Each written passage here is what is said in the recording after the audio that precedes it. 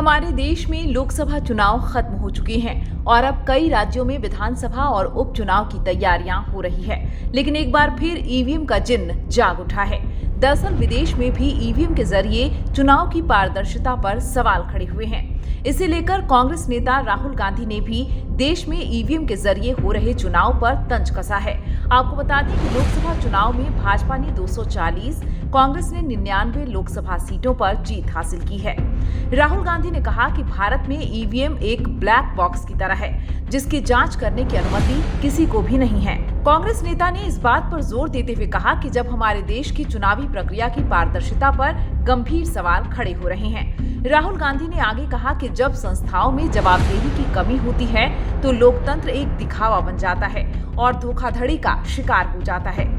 कांग्रेस नेता ने कुछ मीडिया रिपोर्ट्स को टैग किया, जिसमें ये दावा किया गया है कि मुंबई के उत्तर पश्चिम लोकसभा सीट से मात्र 48 वोटों से चुनाव जीतने वाले शिवसेना उम्मीदवार के एक रिश्तेदार के पास एक फोन था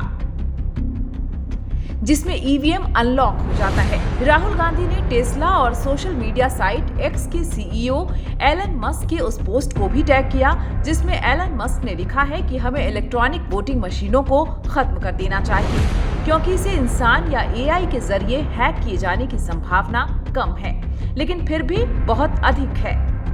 बता दें कि हमारे देश में तमाम विपक्षी दल पिछले कुछ समय से ईवीएम को लेकर चिंता जता रहे हैं और उन्होंने वीवीपैट पर्चियों की 100% गणना की मांग की थी, जिसकी अनुमति नहीं दी गई। वहीं हालिया खत्म हुए लोकसभा चुनाव की बात करें तो देश में ईवीएम के जरिए हुए चुनाव में जहां 64 करोड़ से ज्यादा लोगों ने मतदान किया, इसमें 31 करोड़ से ज्यादा महिलाओं ने मतदान किया है।